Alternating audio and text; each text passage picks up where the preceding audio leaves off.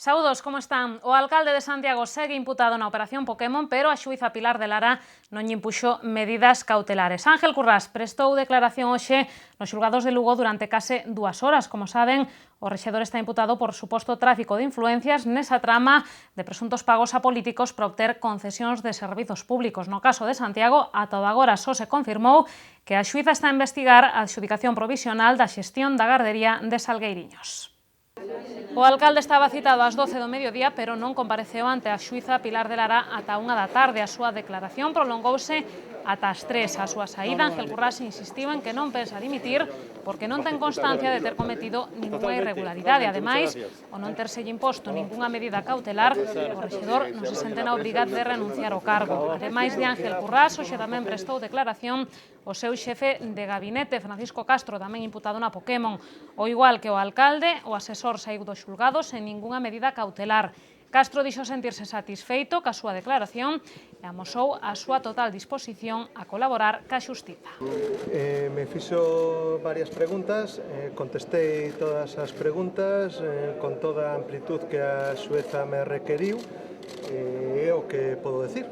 Pois disto falou hoxe Alberto Núñez Feijóo, que reiterou que o PP decidirá sobre o futuro do alcalde de Santiago despois desta comparecencia ante a xuíza. Ademais, o presidente da Xunta negou pronunciarse sobre as supostas divisións do goberno compostelán e sinala únicamente que o Executivo de Santiago funciona e goberna. Mentres, ás portas do Pazo de Raxoi, un grupo duns 6 cidadáns quixeron manterse no anonimato con máscaras relacionadas cos debuxos animados Pokémon, pero fixeron un acto simbólico precintando o Concello. Estas persoas que dicían falar en nome de varios colectivos políticos, sociais e sindicais da cidade presentaron unha convocatoria pro vindeiro domingo baixo nome Por unha Compostela transparente e participativa, disolución da Corporación Municipal. Estes cidadáns queren mobilizar a poboación poñendo de relevo a gravidade da situación municipal tras a imputación do alcalde Ángel Currás, a concelleira de Educación Rebeca Domínguez e varios funcionarios do Concello na operación Pokémon. Por certo que pro domingo esta manifestación que se celebrará a partir das 12 do mediodía conta tamén co respaldo de Esquerda Unida e de Anova Compostela. Nosotros o que pedimos é a disolución da Corporación Municipal, é dicir, sabemos que a Corporación Municipal o único que funciona é para facer negocio e nos pensamos que o que temos que ter o goberno desta cidade é a xente. Pois o mesmo día no que o alcalde declaraba en Lugo, publicabas unha información sobre a suposta alteración dun expediente de recoñecemento de débeda de máis de €500.000 con Sermasa, a filial de Vendex, que se encarga da limpeza e conserxería dos colexios públicos composteláns. Segundo esa noticia, o documento foi alterado para facer responsable a concelleira de Educación, Rebeca Domínguez, de que a empresa seguirá prestando servizo despois de vencido o seu contrato. Ao parecer, a edil negouse a asinar o expediente tras percatarse de que a súa redacción fora modificada. Esa negativa seguille un duro enfrontamento entre Rebeca Domínguez e o alcalde Ángel Currás. Por este asunto foron preguntados hoxe todos e cada un dos concelleiros que pasaron pola sala de prensa do Pazo de Raxoi. Á mesma hora que o alcalde prestaba declaración en Lugo ante a xuíza Pilar de Lara, no Pazo de Raxoi sucedíanse os comentarios sobre o acontecido nunha reunión do goberno na que o pasado luns se analizou o expediente de recoñecemento de débeda con Sermasa, que, como saben, se segue encarcando da limpeza e conserxería dos colexios públicos, malia que o seu contrato xa finalizou. Dende o goberno, a primeira en contestar as preguntas dos xornalistas foi a concelleira de Urbanismo. María Pardo nega as informacións xornalísticas e volve defender a inocencia do alcalde. Yo no voy a decir que no he leído la prensa, porque claro que la he leído, y además a las 8 de la mañana, para atragantarme un poquito. Y yo he estado en todas las reuniones de concejales, salvo Fuerza Mayor. Estuve, por supuesto, en una reunión ordinaria de concejales que hubo el lunes, como es mi obligación. Y lo único que puedo decir es que no es como se relata. La verdad, yo este expediente no lo he visto, no es mi departamento. Y no sé qué consta. Lo que sí sé es que no tiene nada que ver con la operación Pokémon y no tiene nada que ver lo que ha relatado. Non era tan tallante a concelleira María Castelao. A edil recoñeceu que na xuntanza do Goberno do pasado luns falouse da resolución do expediente de Sermasa, pero non quixo confirmar nin desmentir que Rebeca Domínguez se negara a firmar ningún documento. Castelao di que é a propia edil de Educación a que coñece o caso e sinalou que ela non é quen para decir como se puido sentir Rebeca Domínguez nesa xuntanza. Eu non podo valorar pois como se puido sentir unha persoa en particular. Houve moitos temas que se trataron, pois eu creo que xa se aclarou isto. Eu non vos podo confirmar eso. Rebeca Domínguez é a concelleira delegada de Educación, é a concelleira, lóxicamente, que ten en riba da mesa ese expediente, e o que se está intentando é solucionar ese problema co que contamos, non? En todo caso, María Castelao insiste en que o Goberno está unido no apoio ao alcalde. Segundo a edil, non hai distintos grupos dentro do PP. O Goberno municipal está unido en un grupo que o que busca é traballar para a cidade de Santiago. Non hai tensións, como se pretende decir. A edil fixo estas declaracións na rolda de prensa posterior á Xunta de Goberno que habitualmente ofrece Paula Prado. Segundo María Castelao, o único motivo para que a tamén deputada non comparecera nas dúas últimas semanas é que ten responsabilidades que atender no Parlamento galego. Pois iso dentro do Goberno, pero do asunto tamén falaron na oposición. O BNG non descarta a posibilidade de presentar unha moción de censura contra o alcalde despois das informacións que os nacionalistas cualifican de gravísimas. Máis moderados son no PSOE, que se limitan a reclamar a celebración dun pleno extraordinario. Eu creo que desde logo o Bloque Nacionalista Galego, ante a gravidade da situación que temos, eu creo que neste momento non descartamos absolutamente ninguna opción. Deste xeito respondía o voceiro do BNG tras ser preguntado pola posibilidade de presentar unha moción de censura ao Goberno. Foi nunha rolda de prensa na que Rubén Cela volveu pedir a dimisión do alcalde porque di, máis alá das responsabilidades xurídicas, Ángel Currás debería facerlle fronte ás súas responsabilidades políticas. Entende o concelleiro nacionalista que é necesario convocar xa un pleno extraordinario sobre o estado do municipio. Que se celebre, que se convoque de inmediato o pleno extraordinario do debate do estado do municipio, porque non se lle pode seguir furtando os veciños e as veciñas o dereito a que no pleno deste Concello se fale do mismo que se está falando hoxe na rúa. E non se lle pode furtar os veciños e as veciñas que ante unha situación tan grave como esta, pois os seus representantes non poidan debatir sobre o que está pasando e sobre o futuro de Santiago de Compostela. Máis prudente se segue amosando o PSOE, que insiste en non pedir dimisións ata que se coñeza máis información sobre este asunto que a que están a dar os medios de comunicación. Por iso, os socialistas solicitaron hoxe a convocatoria dun pleno extraordinario para que o alcalde dea unha explicación urxente sobre o que está a pasar no Concello. Francisco Reyes entende que sobran os motivos para que se celebre esa sesión.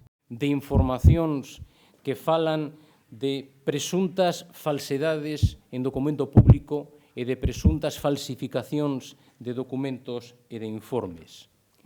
A non convocatoria no seu momento da Xunta de Portavoces como se lle solicitou ao alcalde. A falta de transparencia e de información de cara á cidadanía sobre todo este proceso. A información que temos dende a propia intervención do Concello sobre irregularidades en contratos que tenen simplemente unha causa verbal, están a incumprir a lei de contratos do sector público. Reyes explicou que o alcalde está na obriga de convocar ese pleno extraordinario en 15 días. De non facelo, o regulamento municipal establece que a sesión celebrarase sí ou sí no prazo de 10 días máis.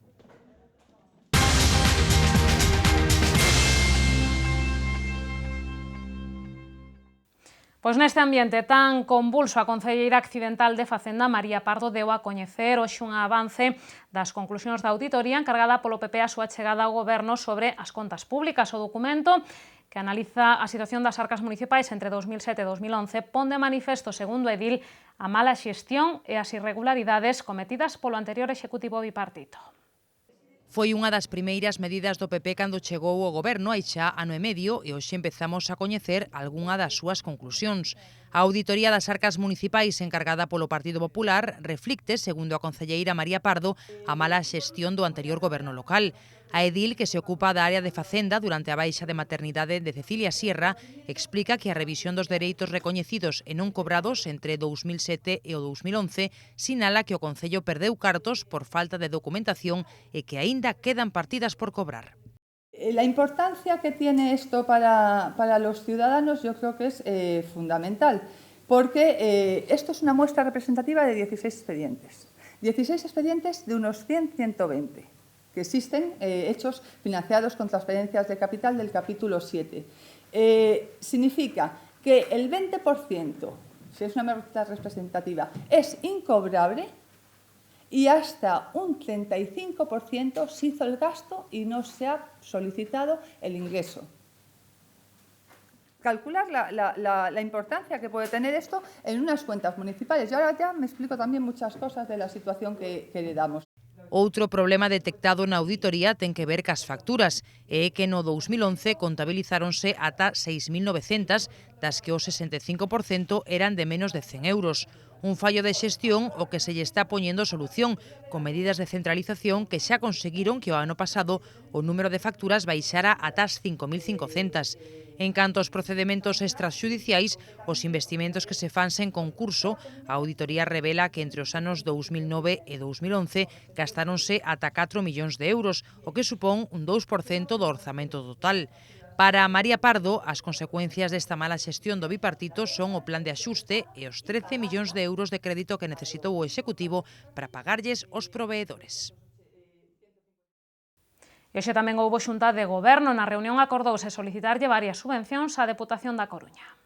Unha das axudas de 45.000 euros sería para o programa de inserción familiar que permitirá poñer en marcha distintas iniciativas relacionadas ca loita contra o absentismo escolar e a exclusión social. Outra subvención de 3.000 euros sería para un programa centrado no envellecemento activo. De outra banda, a Xunta de Goberno deu conta dunha axuda estatal para poñer en marcha un plan de prevención de drogodependencias. A subvención é de algo máis de 50.000 euros, os que o Concello engadiría 15.000 euros máis. Doutra banda, o Executivo deulle o visto bo a 2 convenios que permitirán que alumnos de FP, por un lado, e da UNED polo outro, desenvolvan as súas prácticas profesionais no Concello de Santiago. Por último, a Xunta de Goberno aprobou un novo prego de condicións técnicas para a prestación do servizo de conservación e mantemento do cemiterio municipal de Boisaca. Deixamos o Concello e imos ata a Universidade, que abre de novo o prazo para os cursos de idiomas que se ofertan no segundo cuatrimestre. Son un total de 34 cursos que inclúen linguas como o inglés, lingua estrela, ata o xaponés ou o árabe. A convocatoria está aberta a toda a ciudadanía, aínda que haberá prezo especial para a comunidade educativa da USC. A Universidade de Santiago quere responder ao aumento da demanda para a aprendizaxe de idiomas e faino ofertando novos cursos de linguas estranxeiras para o segundo cuatrimestre. Todo o que queira, sen necesidade de ser estudante da USC, poderá apuntarse dende o 23 deste mes ata o 8 de febreiro para participar nesas clases. A oferta é variada cun total de 34 cursos. Os idiomas máis demandados son, ademais do inglés, o alemán e o xaponés. Temos un crecemento grande en alemán. Nos últimos anos sí que subiu moito e case supera o francés. O francés que se tiña sempre moita demanda, segue tendo, pero sí que é unha lingua que está en aumento. Tamén teño que dicir e felicitar sobre todo a nosa profesora de xaponés, Minako Takahashi, que nos sube moitísimo o xaponés. Tamén ten moita demanda o castelán para estranxeiros e mesmo o galego. Entre as novidades desta convocatoria figura o árabe, que volve ao Centro de Linguas Modernas despois de 10 anos, e a lingua de signos, que se impartirá tamén no campus de Lugo. O ano pasado o centro contou con 2.700 usuarios. Os interesados, ademais de inscribirse, terán que facer unha proba de nivel o día 29. O prezo para a comunidade universitaria é de 150 euros por curso, mentres que os cidadáns en xeral pagarán 175 euros. Imos facer tamén unha pequena parada na igrexa de San Agustín, que onte acolleu o funeral cabo dano polo expresidente da Xunta, Manuel Fraga. A misa asistiron numerosas autoridades encabezadas polo titular do Goberno Autonómico, Alberto Núñez Feijóo. A misa estivo oficiada polo coengo da Catedral Daniel Lorenzo por atoparse o arcebispo Monseñor Julián Barrio fora de Galicia. Ademais de Núñez Feijóo, ao funeral asistiron o delegado do Goberno Samuel Juárez, a presidenta do Parlamento Pilar Rojo, o vicepresidente galego Alfonso Rueda e o expresidente da Xunta Gerardo Fernández Albor. Tampouco faltaron numerosos conselleiros, os 4 presidentes provinciais do PP, nin o presidente da Federación Galega de Municipios e Provincias, José Manuel Rey. Do Concello de Santiago, a misa asistivo a parte da corporación, pero non o alcalde Ángel Currás. E chegou xa o momento de repasar a nosa axenda cultural, como sempre, con moitas propostas pro seu tempo de lecer.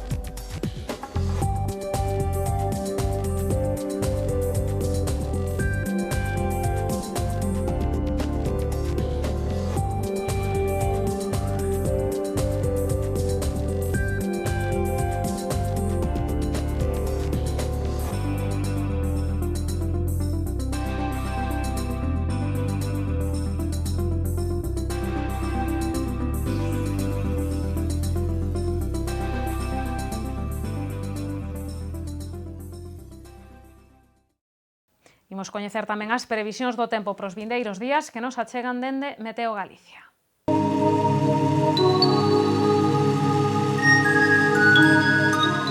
Pedras de Santiago ofrécelle a información do tempo.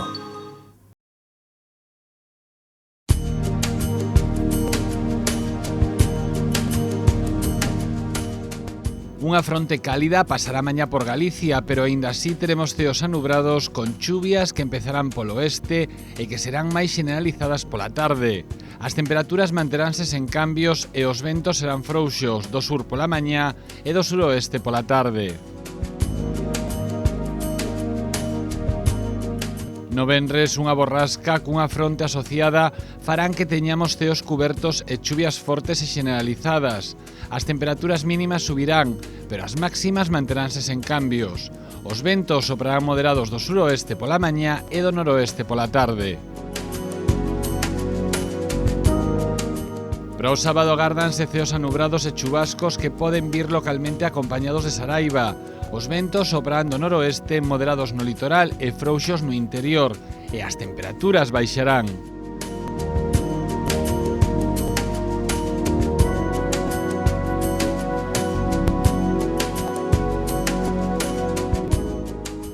Mañá en Santiago teremos ceo anubrado con chuvias máis frecuentes e intensas pola tarde. As temperaturas mínimas baixarán e as máximas manteránse sen cambios. O vento será frouxo, variable pola mañá e do sudoeste o resto da xornada. Os ceos estarán cubertos no venres con chuvias que serán máis ocasionais pola noite. O vento será moderado do sudoeste pola mañá e frouxo do noroeste pola tarde. E as temperaturas non cambiarán. No sábado, os ceos presentarán intervalos anubrados con chubascos ocasionalmente acompañados de saraiva. As temperaturas irán en moderado descenso e o vento será frouxo do noroeste durante toda a xornada.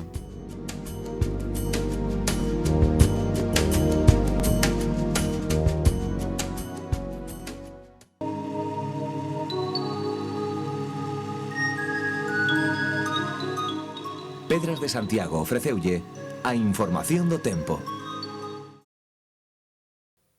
Pois que a información do tempo rematan as novas unhas felicitacións de cumpleanos e regresamos de contado co preguntoiro. Hoxe conversamos co secretario xeral de Cultura, con Anxo Lorenzo. Non se movan.